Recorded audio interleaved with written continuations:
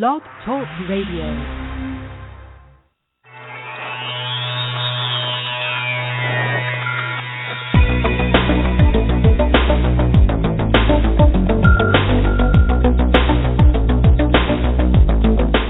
Across the country and around the world, streaming live on the internet, it's Real Estate Coaching Radio, bringing you the latest news, interviews, and secrets of the top producers. Hosted by award-winning real estate coaches, Tim and Julie Harris. And welcome back to another episode, everyone. I'm Tim Ventura, filling in for Tim and Julie Harris. Welcome to Casual Friday on Real Estate Coaching Radio. We have a really exciting show for you today and a really exciting guest as well. I'm really pleased about today's show. We're going to be talking about the upcoming Realtor or .Realtor domain extensions that the National Association of Realtors has been promoting. And we're going to be joined by a special guest, a longtime friend of mine, who's also one of the nation's top search engine optimization and internet marketing consultants. He's one of the top guys in the country, so I'm pleased as punch to have him on. Before we get started, though, this is a live show, and our call-in number is 347-857-1195, or write me questions at realestatecoachingradio.com. Also, I want to invite you to check out our brand spanking new free coaching calls for agents website online at freecoachingcallsforagents.com. We put a lot of time into trying to make that as beautiful and useful as possible. And so if you feel like your production is not where it should be, check out freecoachingcallsforagents.com. Schedule a free coaching call with one of our trained professional coaches, and we will get you squared away. Okay, so we've got a full show today. Let's not waste any more time getting started.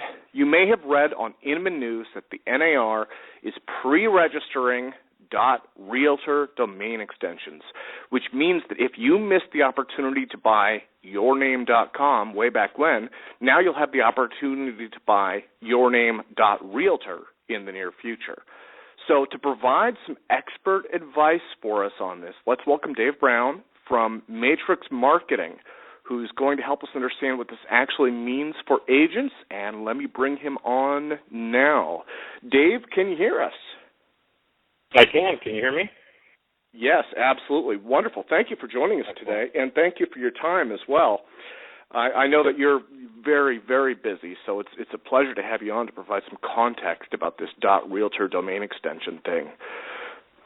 Let me start out by asking a little about your background, just to help the audience understand, what you do, who you are, and all that fun stuff. Can you tell me about, what you're currently engaged in with Matrix Marketing and a little bit about how that fits with your background? Sure. Well, background, I've been a computer geek since, 94, 92, somewhere in there. Got in a little bit of trouble with the FBI back in 99 for being a dumb kid hacking, and got into this SEO thing way back before it had an acronym, and have been doing it successfully ever since. So that's the long and the short of it. I can go into this is only a 1-hour program, right? So I'll keep that brief. I had a podcast, SEO 101, for a long time. We started that, over 1 million downloads, yada, yada. Help people and figure out SEO from square one. So not on the highly technical end of things. I won't try and bore any of your listeners to death today. I have also worked for an Inc. 500 company that will go unnamed back in 2008 prior to the real estate debacle. That was in the real estate area. So I've worked with hundreds of realtors over the years, and very familiar with their business and all that good stuff. With Matrix Marketing, we're a boutique firm. We only deal with about 10 to 12 clients at a time. And, that's unless you had anything very specific, we do it all. Dev design, search engine optimization, online reputation management, all those good acronyms. I could go on and on, but you have me on for domains today, so we can talk domains. Well, I'll tell you, yeah, and one of the things, one of the reasons that you immediately popped into mind when I read about this .realtor domain extension was, I think that the search engine optimization part of that should be, to most agents, that should be apparent, right? But then it goes to a larger picture than just that, and I know with your service with Matrix Marketing, because you guys are a full service, and you really do everything. I thought that you would be the perfect person to kind of help us understand what this means to agents. So I guess for anybody who's lost by this domain extension, again, .realtor would be a replacement for .com. So, like Google.com, we all know what that is. This would be like Google.realtor. It's kind of like a vanity URL, right, Dave? Could you tell us a little bit about that? Yeah, it absolutely is a vanity. It's like a vanity license plate. You're absolutely right. The .coms are by far the most popular. .nets, .orgs for 501(c)(3)s, things of that nature. I've always, whenever we've had a client come in, we've got this great .info. No, get rid of it immediately. .info is spammed so heavily back in the early 2000s. Nobody can take that seriously. Same as .biz. If you're branding your company with a Z instead of an S, stop it. You're an adult. That's not a good idea. How do you expect anybody else to take you seriously if you can't, do basic English? So that's one of those. .realtor, there's .name, there's .io, there's .co. There's a lot of new top-level domain names that have been released. And I had the chance to talk to you prior to the show, and I mentioned baseball cards. Tim and I have known each other forever, and back in the day, we all had our baseball cards, and we'd trade them, and, the rookie cards were a lot better than somebody's, 17th year playing. As domains are very much the same. I got into domains, which was a really easy, same thing with Aaron Wall, the CEO of SEO Book. When he started out, it was all selling his baseball cards on eBay, and then found out about SEO, and that became his profession as well. 3-letter domains, you can be a domain broker, you can sell those, you can buy them.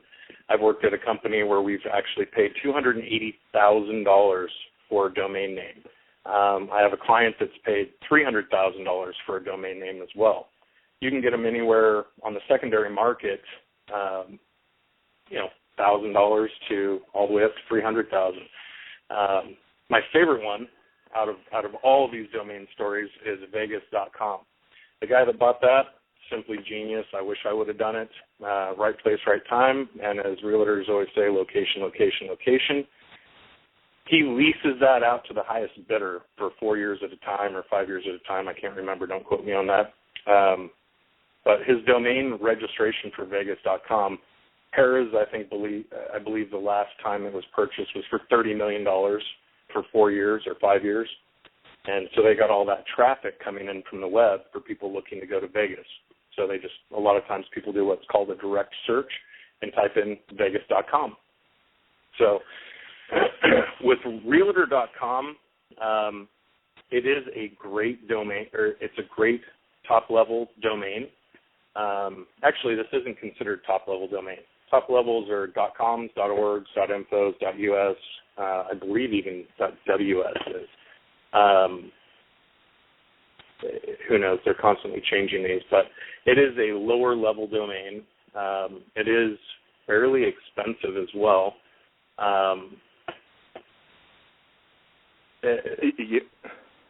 Yeah. Well, sorry, I didn't mean to interrupt, but it is. I'll tell you, this is it's tough to explain in an hour over the phone, and I think that's one of the reasons that, definitely it's one of the reasons that I want to talk about it for agents, because in terms of like, agents get bombarded with this stuff on a day-to-day basis, and everybody's trying to sell them this, that, or the other thing, and it seems like this .realtor thing is yet another one of those where agents, they have to be a member of the National Association of Realtors to buy it in the first place, and then they pay between $30 to $40 a year, which is, I mean, that's nowhere near as much as some of the ones that you just mentioned, but still, it seems like it's kind of another expense, and it's probably going to be in addition to their regular domain, right? So I don't know. Sure. I mean, do you think this is just a fundraiser for the NAR? Well, quite possibly. If you become a registrar, if you will, like Google's a registrar, it's fairly expensive. There's a lot of legal loopholes to jump through. I know we talked about it in the SEO industry. We could have purchased .seo as a new domain name, and it would have cost collectively about $250,000.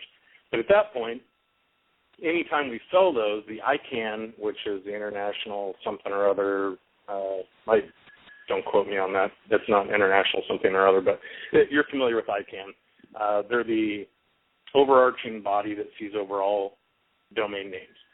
And so if you say, somebody stole timothyventura.com, and that's my name, and I'm already well-known, yada, yada, you can go and file an ICANN complaint. They have a little judge and jury that goes ahead and decides who gets the domain name. So domain squatting rights, things of that nature. So all of that to say, yes, they could make a fair amount of money on this. I don't know the realtor numbers off the top of my head right now. How many realtors are there in the United States? Do you? Oh, I believe that from what I've heard, there's just about 1 million realtors in the organization, and so they could stand to make quite a lot from that, and that would be recurring if it's 30 to 40 per year, that could be a pretty good revenue stream. So you understand, they're not getting the entire $30 million that would come out of that, because the domain registrars are also going to be taking a cut of all of that. So maybe they make $15-20 a pop. Who knows? Yeah. When you go through that process, obviously you'd find out. But it doesn't seem to me like Realtor it's great because it would prove that you are a current realtor with a license, things of that nature. If they're going to oversee the domains and make sure that your license is valid, when you know you're going to a Jane Smith or janesmith.realtor, you know that you're going and talking to an actual licensed realtor. So that is a plus. I think the biggest problem that comes up with this, it's brand new, people don't understand it. Hey, let's go and jump in and do this. We ought to do this. And the problem with that is Google, where I'm assuming 80% of most traffic comes to most of the realtors, unless they're doing pay-per-click ads on Bing or Yahoo or what have you. So even AdSense on Google. The big deal is that if you already had a website, say you have janesmithrealty.com, and you've been working that for 5 years, and you have a good quality content for your local area, the areas that you sell in, changing that to Realtor or .realtor from a .com, you're immediately going to lose any of your page rank, your backlinks, all of these other things, because they're all pointed to that particular client site, or the .com, if you will. Yeah. So I think that's an excellent point to touch on from a Google perspective, and there are some workarounds that might help to mitigate that. But yeah, what you're saying is basically, I mean, in terms of Google is looking at kind of this longer term perspective of is this a real person? Are they part of the online community? Do they have traffic? Do they have all these things that go into being a real business? And if you just uproot that and move it, then it's going to take Google a long while to kind of figure out what's going on, right? Sure. Well, it's not going to take them a long while, but historically speaking, if you have a 5 or 6, 7-year-old website and people, let's talk about mommy bloggers for a second. They're a huge vertical or niche, your choice, whatever you'd like to call them.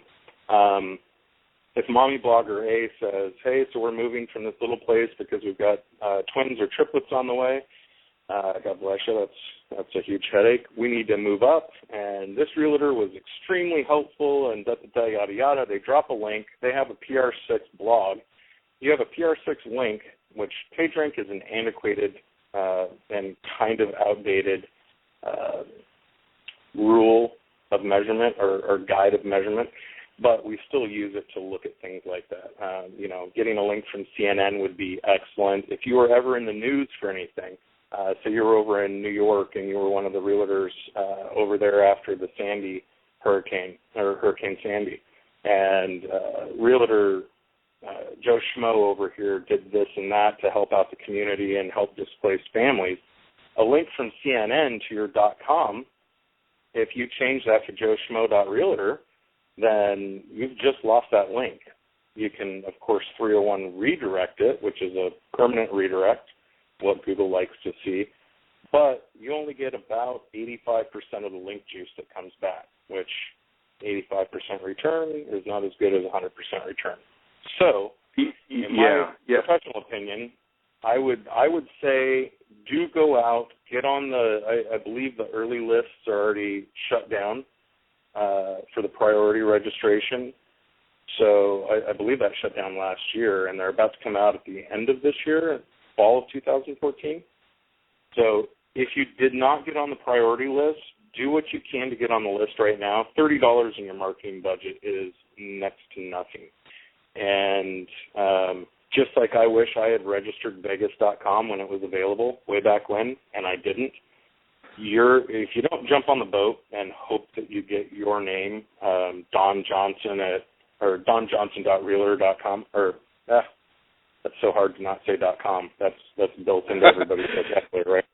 So donjohnson.realtor, for example. Well, my name's David Brown. There's 7.5 million David Browns in the world. There's a massive tractor company in the UK, which is like John Deere here in the States, that is David Brown. They own davidbrown.com. I would have loved to have registered that domain name. Hindsight being 2020, I should have been buying domain names when I was a teenager. Didn't get into it. At one point in time, I had over 8,000 domains. So I was a domain broker. I've sold quite a few. I've made some good moves. The smaller the domain, though, that's, when we were talking earlier, Tim, the rookie cards, like King Griffey Jr., because we're in the Pacific Northwest, rookie cards were always worth more than anything he did later on in his career, right? So and let me jump in, because the point that you're making, I think that there's a fine line here too. You're talking about protecting your branding versus domain squatting, and actually I'm in the same boat you were, both because we're the same age. We were both there right when the internet first, right when it first hit, and I remember. Yep.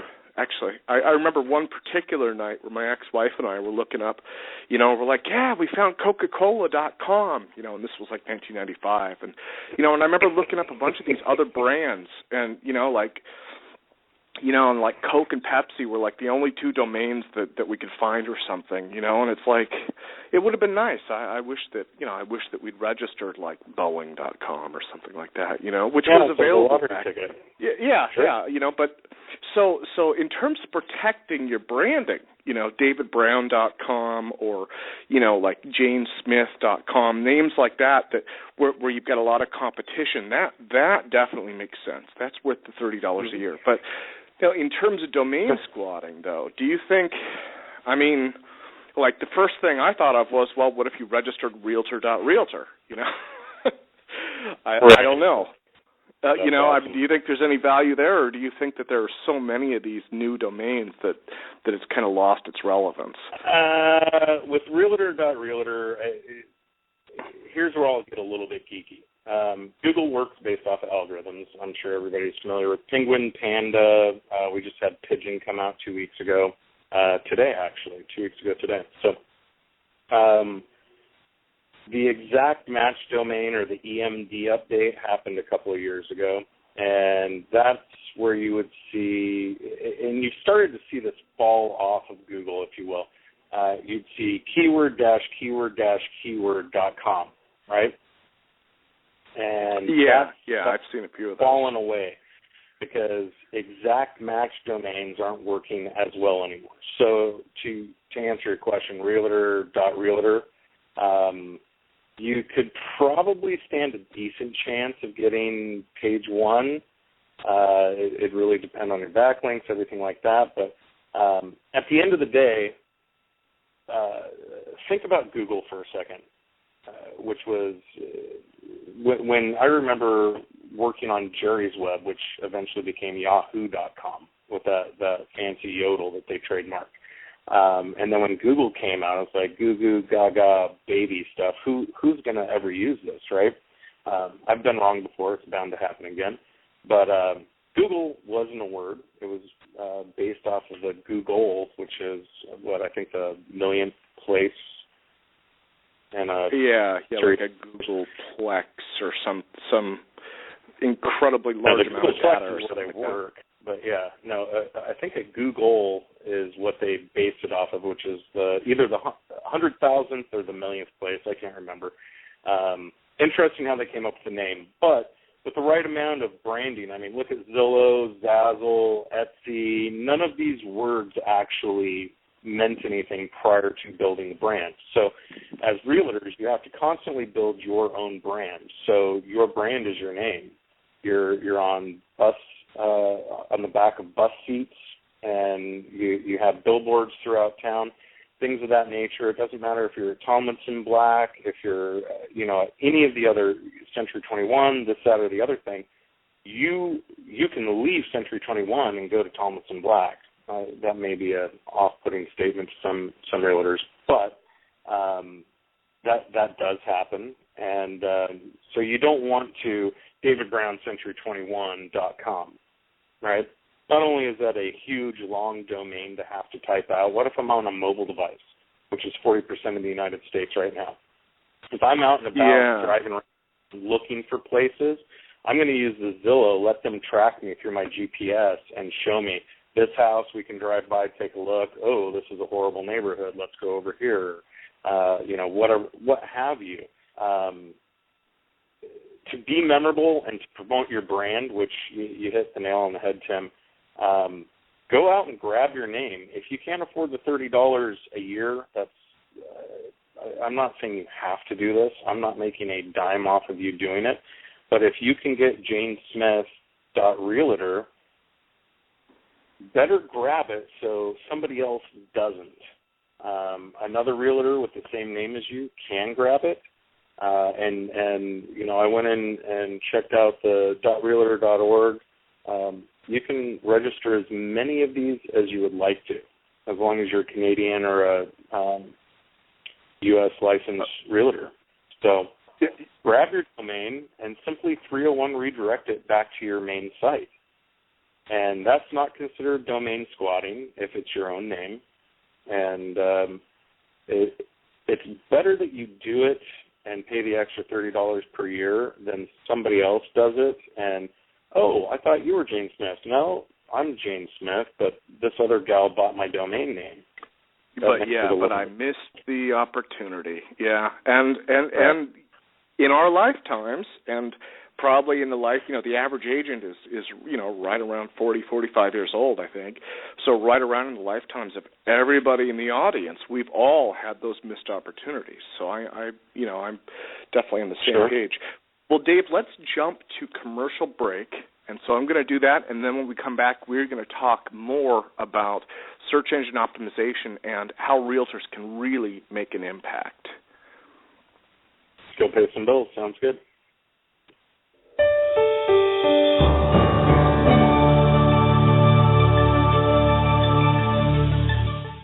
According to the National Association of Realtors, only 10% of agents complete an amazing 90% of all transactions because they have a coach.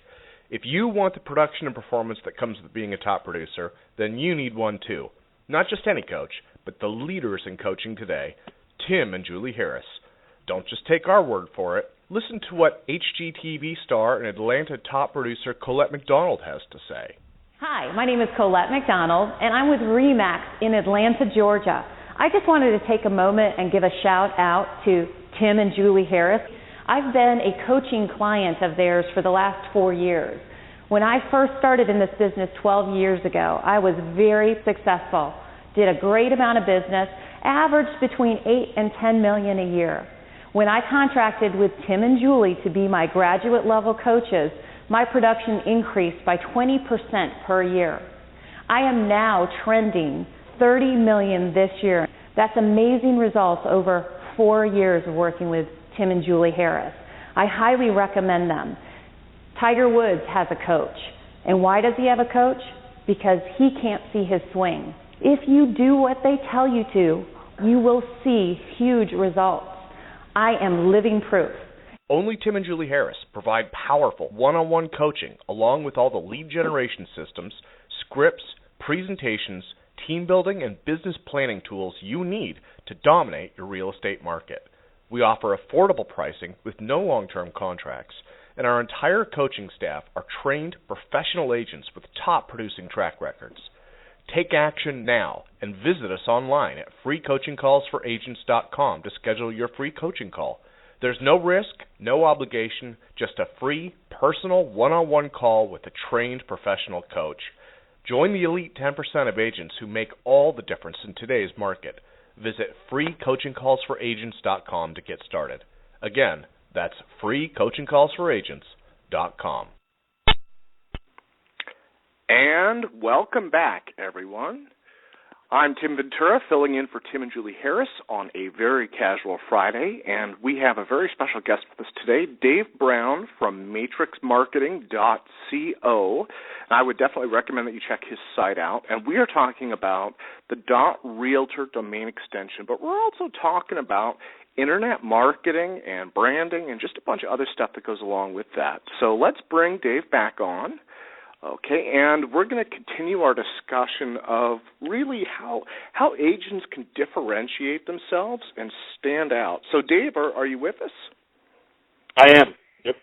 Wonderful. Well, so, we were talking about this vanity URL, this .realtor extension, and it sounds like, for $30 a year, that's not a bad investment, I guess. But in terms of other stuff that agents can do, again, this is stuff that your company specializes in. What are some of the other things that agents can do to really stand out and differentiate themselves online? Well, let me ask you this. Do you mind if I start with my biggest negative with realtors? Sure, go for it. I see a ton of them doing this, and it just drives me up the wall. And if anybody wants to fact check me, that's fine. I'm pulling this out of memory. So people usually buy about 3 houses in their lifetime at a 7-year break in between purchasing a house. Okay, so whether that's you're a young couple buying your first home, you've gotten married, had kids, you're upsizing, kids go to college, you downsize into a condo, or whatever the case may be. That's a very basic description. But Facebook is my biggest complaint with realtors. I don't want to like your page and see that you just sold a better house than the one you just put me in right down the street for $20,000 less. That's a good point.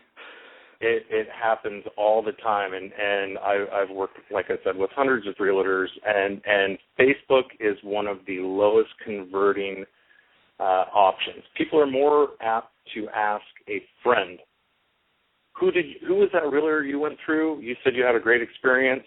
The word of mouth, and I know any of you that have been through any type of training or coaching always ask for referrals. If you have a friend or a family member that's moving and they're in our area that we service, please let them know about us. Whether you incentivize that or not, that's completely up to you. But stop wasting money on Facebook ads. And that's hopefully this doesn't get heard by anybody at the upper echelons of Facebook. We've got family members there, so apologize for that. But Facebook advertising and likes to your Facebook page really don't matter. You can put out articles, the 10 best ways to enhance your curb appeal. The 7 things that your mortgage broker doesn't want you to know. Those types of things, they will pull people in. They will get you some traffic. Go ahead and do that. Don't worry so much about being liked on Facebook. It really doesn't pan out in the end. So save that money and put it elsewhere. Take that money and go right to Google AdWords and bid against your direct. So Sherry at Century 21, and I'm David at Remax. If somebody's typing in Sherry at Century 21, there's a good chance that nobody else is trying to rank for Sherry at Century 21 in my local area. So I can get those clicks at 15 to 35 cents a click. You're much better off putting myself up against Sherry in that local area when somebody's looking for Sherry because she's got a nice bench down at a city center bus stop. You know what I mean? Well, yeah. Let me drill down on that a little bit because it's a little bit technical. But you had told me this a while ago, and we had really good results. We had done a little bit of experimenting with this. We had some good results with it. Basically, what you're saying is this isn't a surprise. On a national level, if you type in Coca-Cola, you're going to see ads for Pepsi because Pepsi goes in there and they say, well, you know what? We want the Coke audience too. So they advertise based on Pepsi. So if you're Jane Doe in San Bernardino and you're competing against, like Dave Brown in San Bernardino or something, why would you not do the same thing? You can go in and put ads in on Dave Brown, and then anybody who's searching for Dave will then see your ads. That's basically what you're suggesting, right? Correct. Absolutely. And it's extremely easy to do, and just a real brief overview of how Google AdWords works. I'm sure most everybody's familiar with eBay at this point in time. It's an auction bidding. So, back in the day we did the mesothelioma lawyers, right? That was huge, $45 a click if you could get somebody to click one of those ads. We're not talking that for real estate agents, but a lot of times people get into AdWords and they have no idea what's going on. And, well, if he's number one, I want to be number one. He's paying $2 a click, I'll pay $5 a click. You just ruined the bell curve. If the top bid is $2, go $2.25. Do not jump directly to $5 because if the next guy wants to spite you, he can say, well, heck, I'll pay $10 per click. And then for you to beat him, you got to go to $12 per click, and it becomes a very vicious cycle immediately. So, and one really nice thing. Sorry, go ahead. Sorry, I was going to say one of the scary things there too is a lot of people set that up with auto pay, and so you don't even know how much you're spending until you get the bill. That could be scary. Hopefully you have daily spend limits. Always work within your daily spend limits, and always go eCPM, which is estimated cost per 1,000, and being the Roman numeral for 1,000 impressions, if you can get it. If you can't, you have to go CPC. But in a lot of cases, we found we have some very nice home builders. One of the largest home builders in the country is one of our clients, and we can bid against the other large home builders, and they're not doing it to us, which is great. They just have no idea. So this is one of those really, it's not necessarily sneaky. There's nothing illegal. This is not black hat SEO. This is 100% above the board. You can do this. Most people just haven't heard about it. So it's advertising. It's one of those things you can do. Right. Well, it's advertising very smartly, if that's actually a word.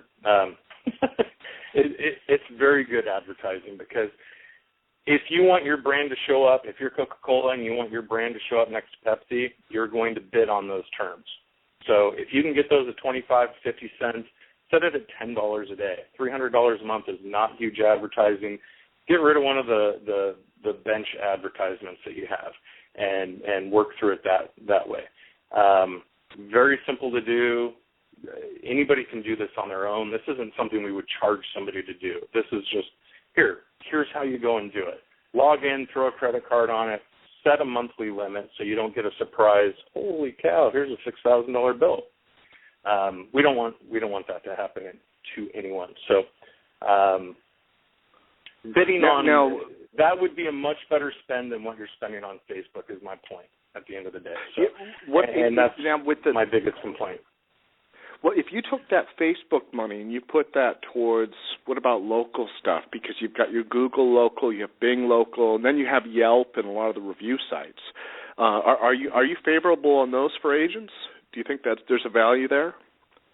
I actually did quite a bit of work with Yext this year, and Yext is not too terribly expensive, and it gets you into a lot of these location-based rating systems, and that's great.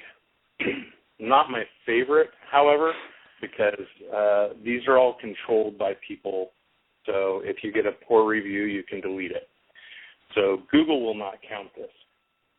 And what I mean by Google not counting this, if any of you have done a search, well, this is all U.S.-based, right? So I imagine that everybody knows who Best Buy is, bestbuy.com. They've done probably the best work in the RDFA space, which is Resource Description Framework and Attributes. And any SEO company that says, we can't tell you what we're doing, it's secret sauce, BS. I'm sorry, but that's exactly what it is.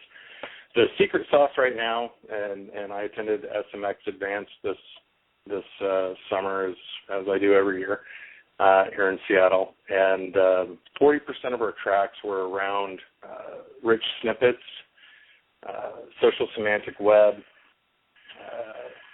all of the others. So Schema is one of those that you can use. It's kind of like having a old Walkman. You got the reverse, forwards, pause, and play, right? Whereas RDFA is more like the boombox that you would wheel around that has 800 different things that you can do to your sound equalizer, 800 EQ, right? So there's a lot of things that you can do with that. Within that, I love it when I start talking about RDFA. I lose my train of thought. I'm sorry. I've gone off on. Oh no, that's okay. Well, actually, what was the question? That was one of my questions. So I think that there is some value in the local search, but let's jump into RDFA though, because and again, this is way too complex for probably 95% of the audience. But basically, what you're talking about is the semantic web, and you've been proselytizing about this for a while. And this is something that agents might consider. And the reason they might consider it is it's just emerging now. And so the idea is basically it's defining words that Google then picks up in context so that it knows who you are, and it's not just trying to match a word, right? Correct. Yep. So yeah. Now, 11.11.11, Google came out and said we are now going to be processing RDFA 1.1 Lite. And that came from a TED Talk from Sir Tim Berners-Lee, who actually invented the Internet when he was working at CERN.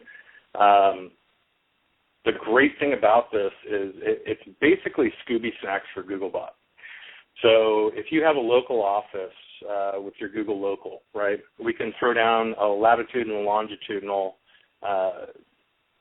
deal inside of the code where Googlebot picks that up and says, yeah, they're absolutely right here on the corner of Smith and whatever, right?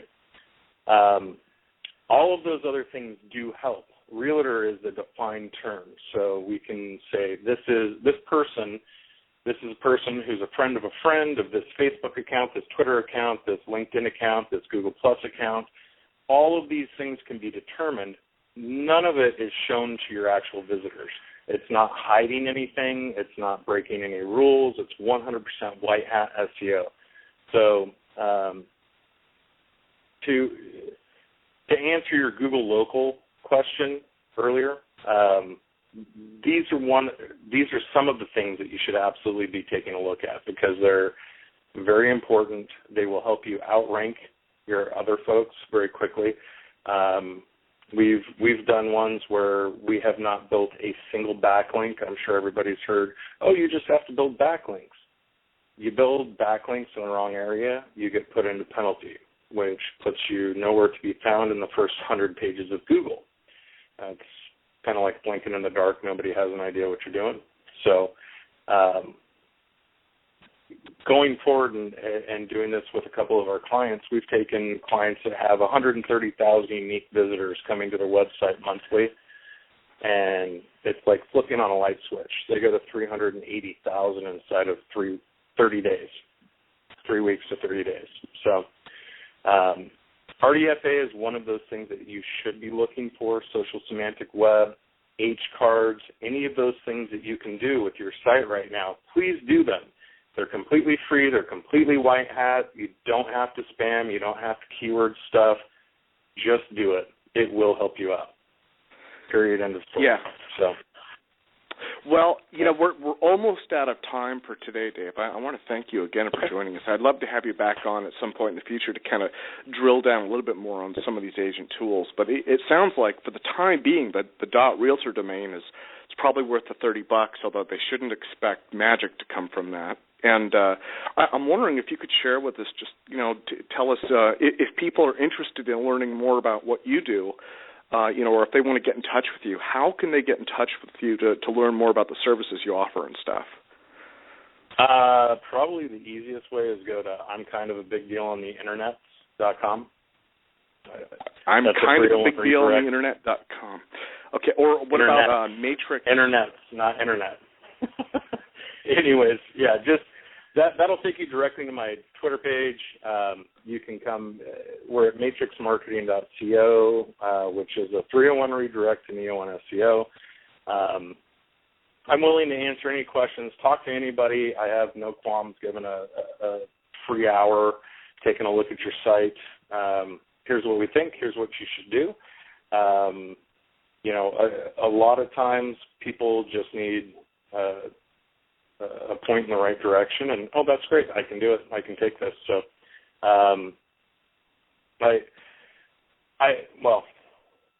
I guess that should be it. If we're out of time, so definitely matrixmarketing.co. That is the place to be. So, Dave, I want to thank you again, and to our audience, I want to thank each and every one of you. And we will see you all at the beginning of next week.